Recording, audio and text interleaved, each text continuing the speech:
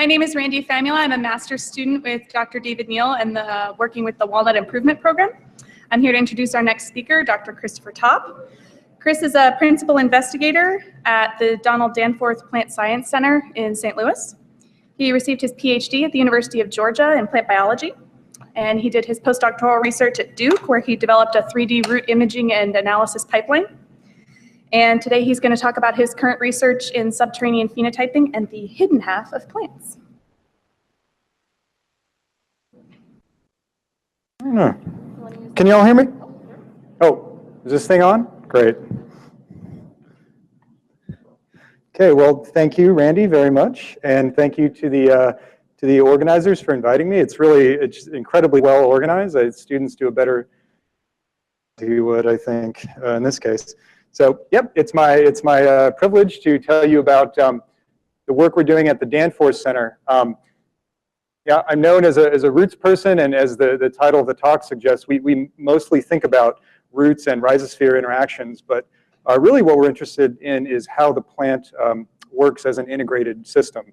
And this is an example of this. So we're actually, following up on Maureen's nice talk, we're actually watching the carbon that's made through photosynthesis move down into the sink roots using positron emission tomography, or PET imaging. And I'll tell you a little bit more about that as we go on. But again, when we want to understand the plant as an integrated system, it's really roots that are often the bottleneck. So this is a classic image of two grass root systems interacting in the soil. So there's like two shoots up there.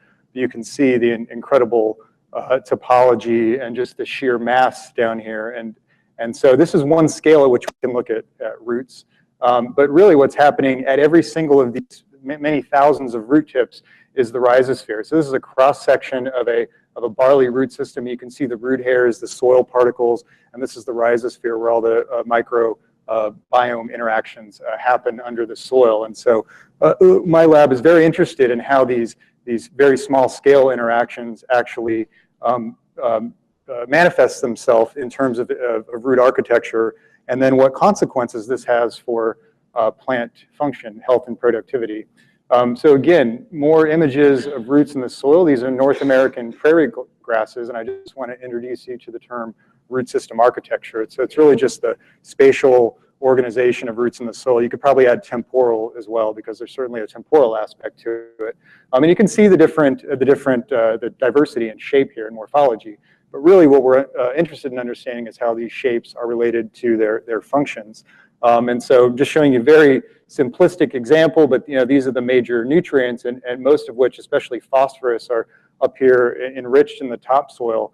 And so you can imagine that plants that invest heavily and have architectures that are conducive to foraging for these nutrients are going to have an advantage under nice conditions like this, okay, plentiful conditions. And again, just as a very simplistic example, when we introduce something like drought, now only these plants down here that have grown these deep architectures will have access to water resources and nitrogen, which is typically soluble and moves down throughout the water column.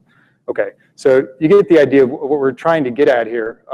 So another way to sort of characterize this is in terms of idiotypes. So this is a term that C.M. Donald introduced about 50 years ago. And it's basically just model plant traits for a given environment, right? And so this is sort of a green revolution wheat or barley plant. And so he had a lot of ideas about what these ideal shapes or characteristics above ground the plant would be, but very little about the below ground. So we think a lot about this in my group. What are the below ground idiotypes? So characteristics of growth or function that enhance plant productivity. Okay, and so there are very few examples really where we know about this, and especially where we have identified the genetic control over the plant form and especially functional characteristics of the root system. Here's one example from rice, and so this is a major breeding line of rice, IR64. It's grown throughout the world. It feeds a lot of people. It's known to be fairly drought sensitive, and so a one base pair mutation in the Castellath landrace, if you move this into in a nil, if you move this into IR64 in the DRO1 gene, it manifests a very different root architecture. And this has a very obvious functional consequence. So actually, it instantly transforms this plant into something that is much more drought resistant, or something that confers a drought avoidance, and so with no yield penalty, at least in what's been tested so far. So these are the types of successes that I think this is the tip of the iceberg in terms of roots, and we're only seeing what possibilities there can be. Of course, the problem is, and why we don't know much about roots and much about root idiotypes, is because they're hard to see. So these images I was showing you before were basically the product of archaeological expeditions. So John Weaver in particular was known for this in the late 1900s, or sorry, throughout the 1900s, basically taking a team out, digging a trench, and very carefully with paintbrushes and small tools, excavating and redrawing the root systems. And so this is the epitome of low throughput in this case. And so beautiful examples of roots, and it's literally what we know about whole root systems in the soil.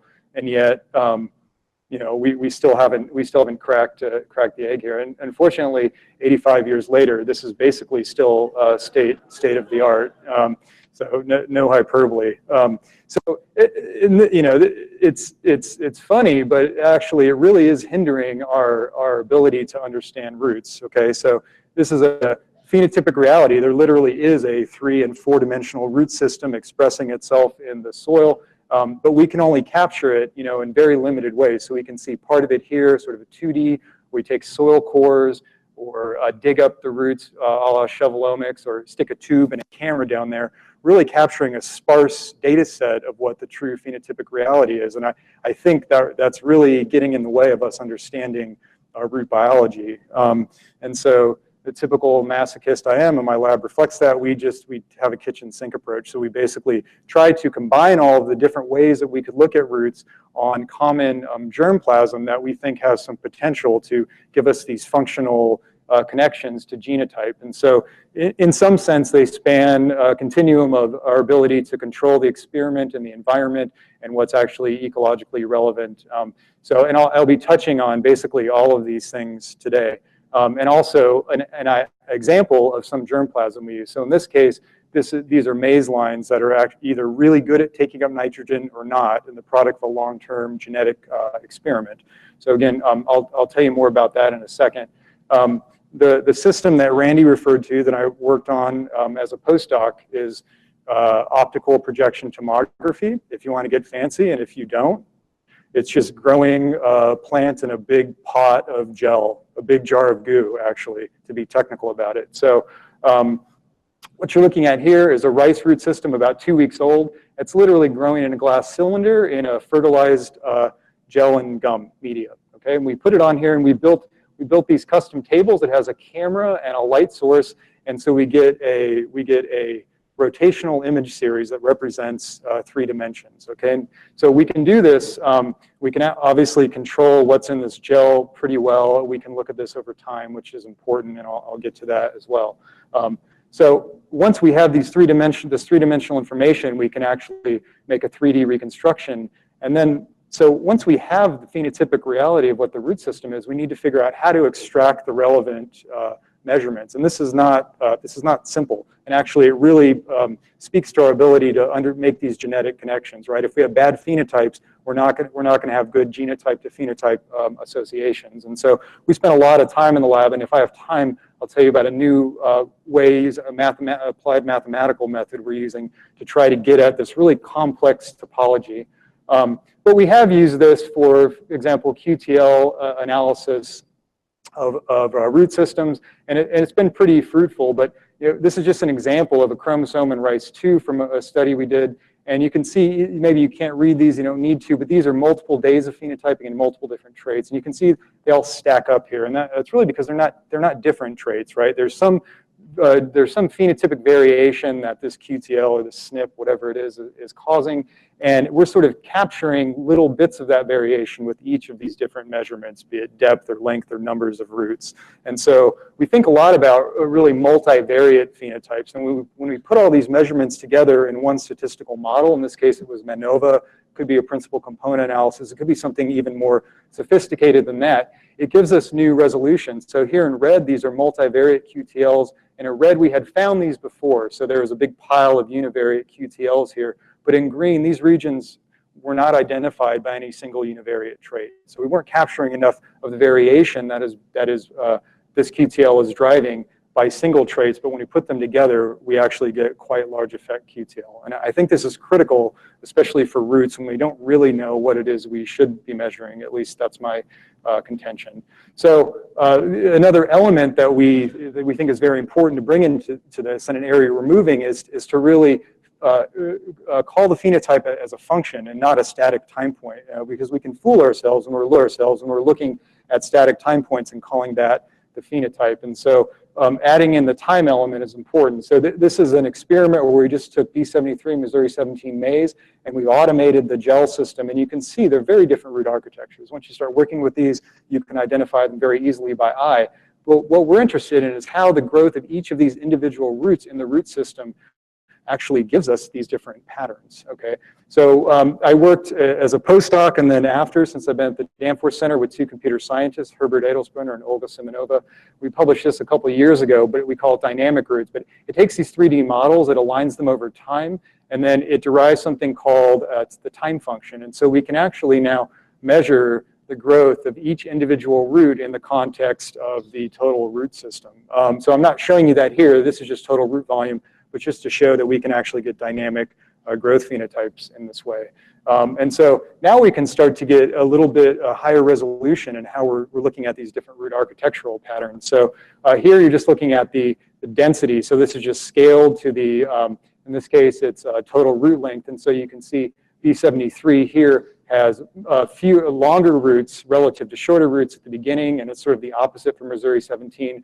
But over time, B73 has many more shorter roots than longer roots, while Missouri 17, after this hump, puts more of its carbon resources into growing the existing roots that it has. And in the end, this manifests itself as the overall architecture that we see. And we can follow this over time. And here's an example where if you take a phenotype here, you would get a different idea about what the root architecture is and what the differences in these genotypes are.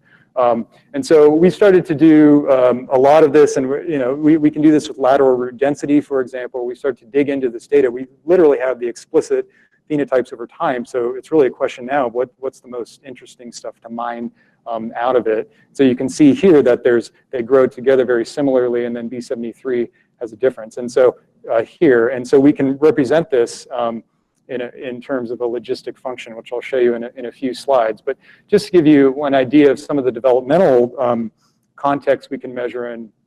So this is just the root tip and the root origin, and these where the lateral roots are forming. So you can see B73 has a much shorter region where there are no lateral roots here. So this undifferentiated zone, and then Missouri 17. So it's a little hard to see, but basically that's the primary root here. So we can actually get, I think, pretty fine scale developmental information as well from data like this. If we're looking straight down at a root, we want to know radially around the root axis where the roots are coming out, right? If you look at Arabidopsis, it has a bilateral symmetry, but maize actually potentially can have roots come out 360 degrees. And so this big spike here is an artifact of where we start. You can see sort of a squeezed, an ellipse rather than a circle. And so it looks like there's actually a bimodal distribution. So it almost looks, even though maize can make roots all the way around, they tend to emerge from sort of opposite poles. But if we look at the root tips, so basically, again, we're looking at into the gel, for example, all the way down. If you look at the root tips, they're actually eventually radially distributed fairly evenly. Okay, again, this is an artifact. So eventually they emerge in a bilateral pattern, but they sort of grow and curve and then become sort of a circle. So again, just tidbits of what we're doing, but really the logistic growth function, no one wanted to see the function, no one wanted to see the math anyways, and so PowerPoint's obliging, it's not showing up, but suffice it to say that we can take these growth patterns and break them down into a few different parameters, and now we're getting closer to our function value. So take my word for it that alpha 1, 2, and 3 and the inflection point represent the shapes of these curves. And now we, instead of actually kind of staring at these curves and saying, yeah, here's a little here, or using discrete phenotypes, we can represent these growth patterns by a few parameters that we can then use, for example, in a mapping study, or really just to compare differences among between genotypes or among environments, for example. Okay, so hopefully you get the idea. And so I won't go into the details of this, but there's definitely a lot of discriminatory power we have in this way. Okay, so sort of switching gears, some of you may be sitting here, there's always somebody that just can't stand the idea of a gel because it's, it's not a physiologically relevant media to grow a plant in. So, okay, I'm here to tell you, we dig up a lot of roots too, okay? So we actually have a mobile field trailer. We drive around from field to field throughout the Midwest, and we open the back and we all spill out, and basically we have a bunch of shovels and we've got a bunch of feet, and so we just dig these things up. This is shovelomics, like at its finest. We put these things in a big bin, wash them off, and then we take them inside the trailer, which is air conditioned, so it's totally humane. That's Nate, a postdoc in the lab, preparing one, and the camera here. So we're taking these two-dimensional images of these things, and the more people I get in the lab, this goes up every year. This was just me, and then I just get more and more people. We just do more and more. That's the way it works. So the thing that really has made this all possible is a software called DIRT, and this is now on Cyverse. And so basically, I like to tell audiences that no one has an excuse any longer to not look at your root system, because all you have to do is pull it out of the pot, dig it out of the field, wash it off, and you could upload these sort of formal portraits to DIRT on iPlant and get out a number of different traits or features that represent the variation in the root systems, okay? Many of these are estimates, but actually they've really been proven to show demonstrable differences in root architecture. So we do a lot of DIRT imaging, but I'll get back to this because in the end, we still have a pretty complex 3D sample that we're only getting at 2D estimations out of. And so I think we can do better. So getting into a little bit of the biology here and sort of, pinging on what I've been saying, there's not a perfect method to look at roots, and each one offers sort of a trade-off of information content or realism. And so a recent PGRP grant we were awarded with Ivan Baxter, Andrew Leakey, and Nigel Goldenfeld, who's a physicist, sort of aims to take all these different methods and put them onto the same, or bring them to bear on the same genetic mapping population and try to understand these correlations among phenotyping procedures and among the different types of information we can get from different types of root phenotyping at the genetic level. So basically, if we can identify QTL or even genes in common, for example, 4D optical imaging, this 2D DIRT imaging.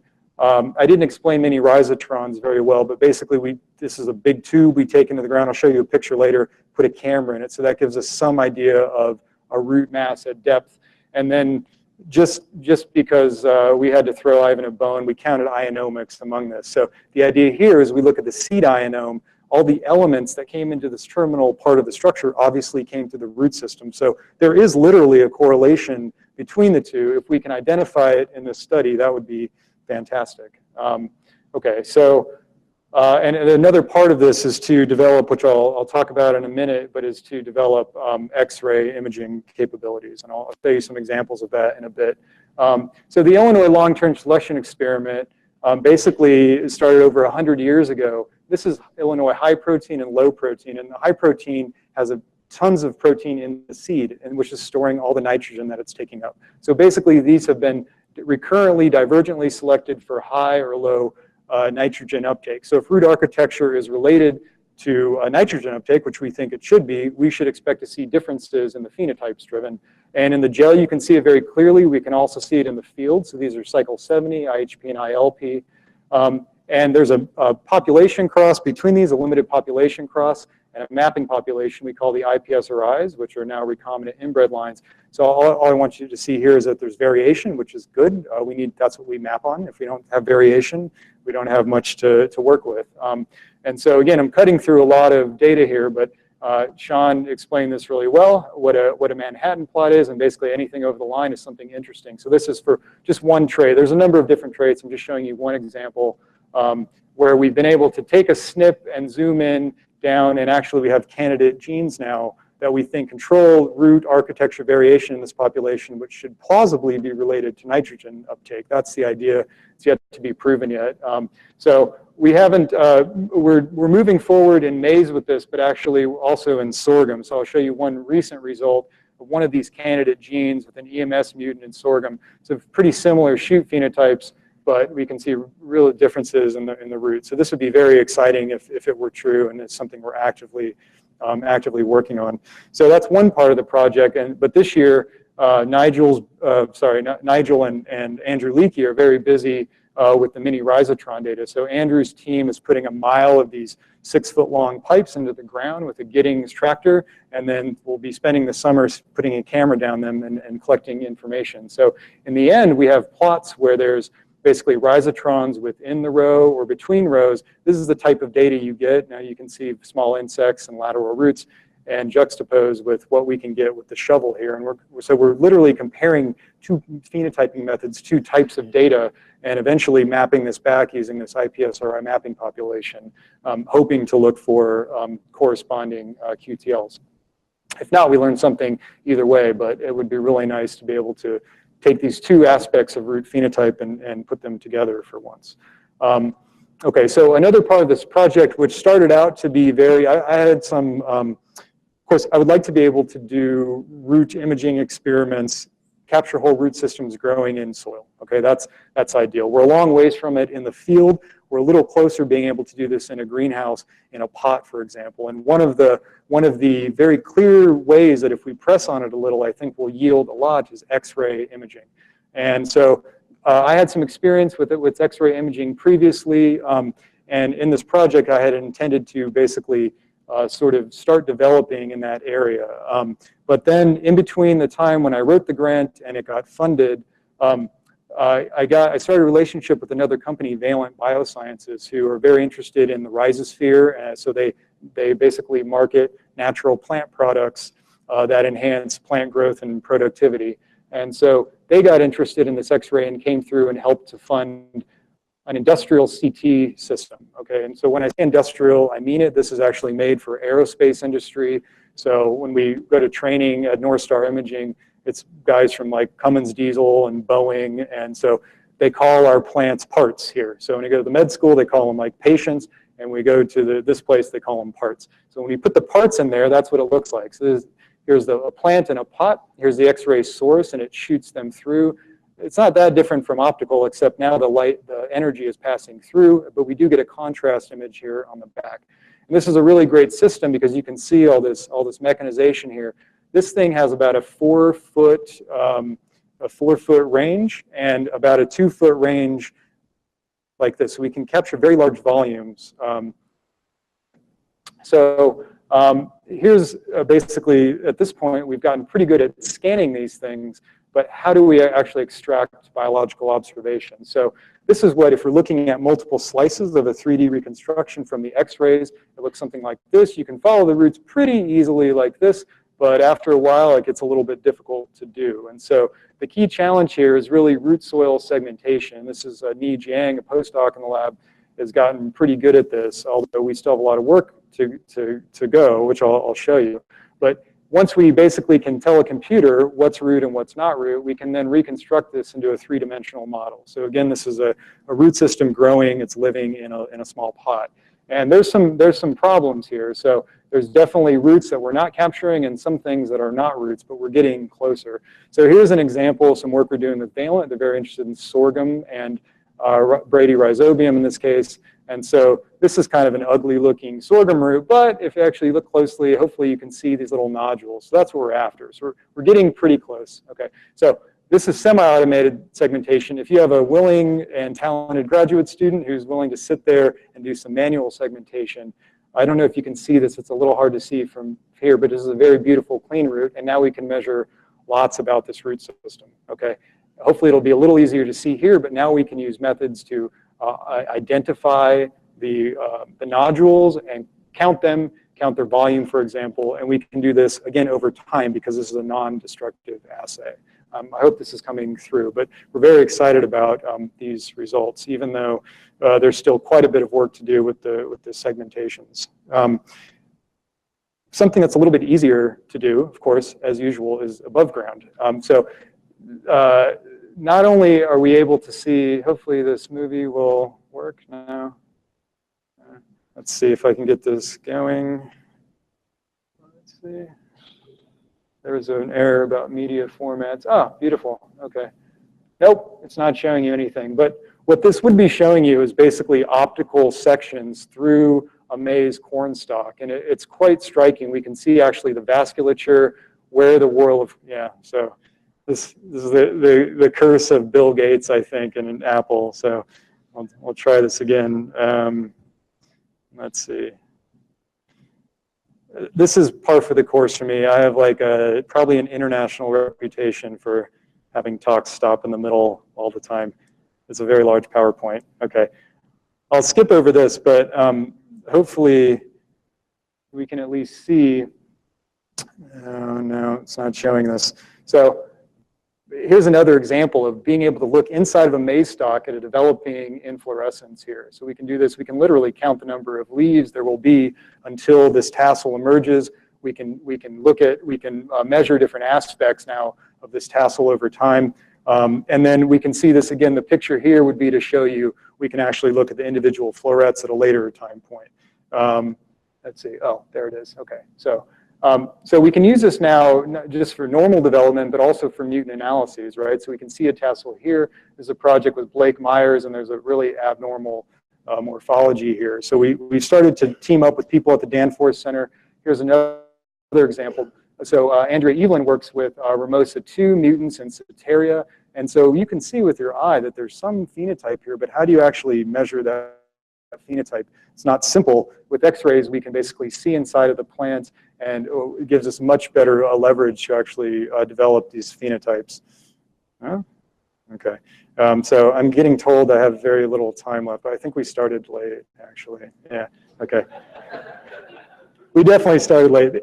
Yeah. So because there's a lot more. So so here's something we're doing. Getting back to the what we can do with the samples we have, extracting more information out of these samples in very high throughput. We've done many hundreds of these. We can take mixed roots that we'd use with dirt, generate a 3D reconstruction, and now that gives us a better handle to discriminate genotypes. So this is what a 3D reconstruction looks like versus this flat 2D image. So this is a project Adam Bray, a grad student in the lab, had this year. So it's basically we took the NAM founder lines and we dug every week. We dug these lines up for a time series just to get a sort of a baseline level of what the variation in root phenotypes were over time. And then we took a few of these time points and actually and scanned them. Okay, so just to give you an example, our 2D dirt, this is a very small sample. So there's three genotypes, KY21, B73, Missouri 17.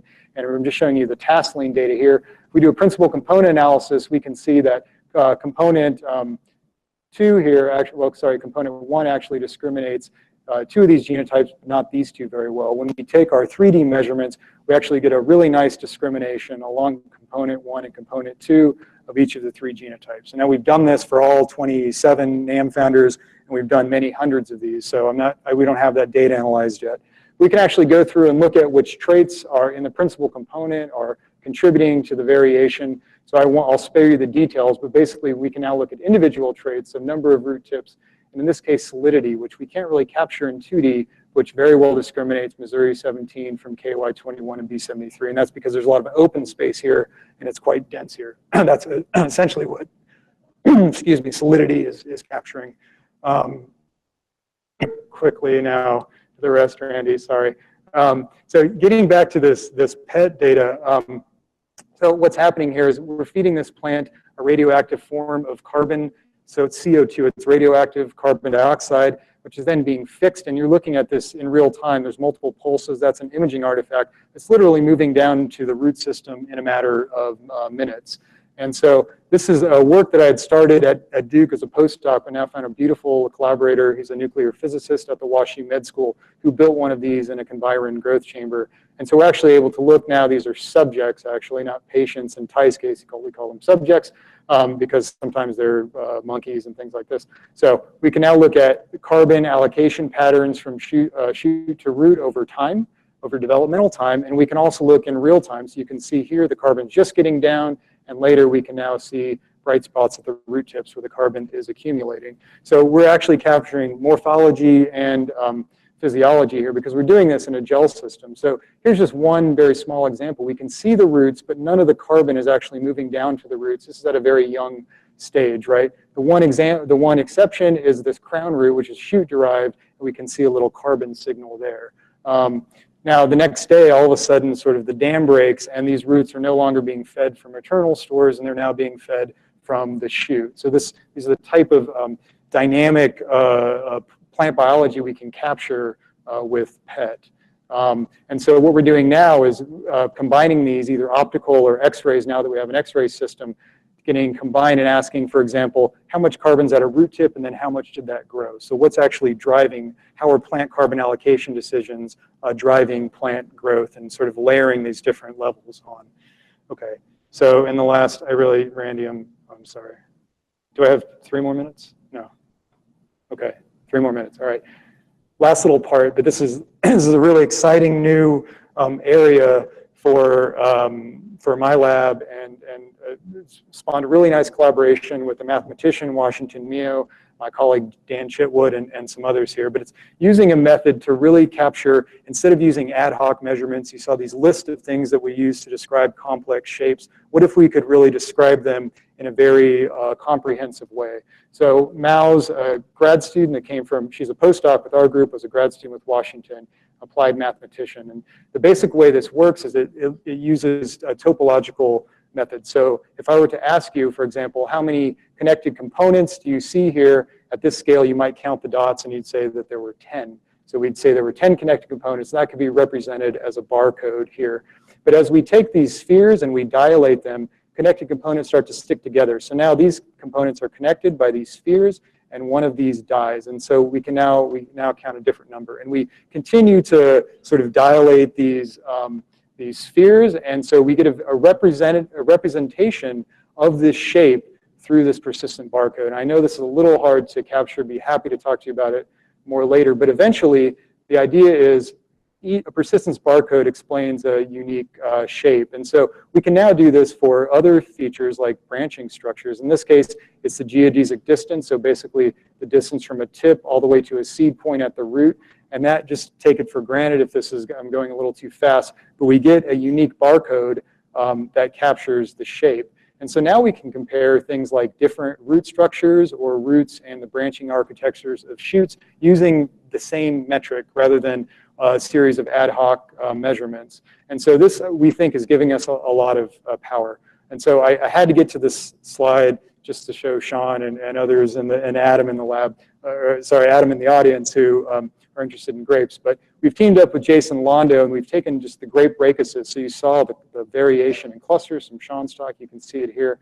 So what's actually underlying, what structure is holding these things together? So we can scan these now on the X-ray, use persistent homology, and all I need you to see here is that each of these represent different species, I believe, of grape. And we can discriminate these using linear discriminant analysis or principal component analysis quite well using persistent homology. So the point is that this works to describe really complex shapes, because otherwise, if I gave this to you and asked you how to measure it, you'd kind of make some stuff up. And it would be okay, but probably not all the information we could get out of the clusters. And so we're doing this now with shoots and roots with this team. And there's also a paper, again, too much to show you here, but a common genetic basis for root architecture, for leaf shape, and leaf serrations. And I won't go into how this works, but there's a preprint on bioarchives, and also an essay if you want just to understand persistent homology better in American Journal of Botany that just came out. Okay, so with that, I'll stop, and I apologize for going over in technical malfunctions, but thank you for your attention. I appreciate it.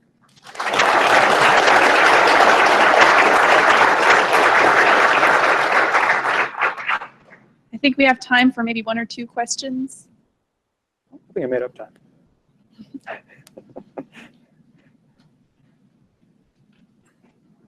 It's a very nice talk. I'm wondering, can you track the endophytic microbes by using the X-ray tomography?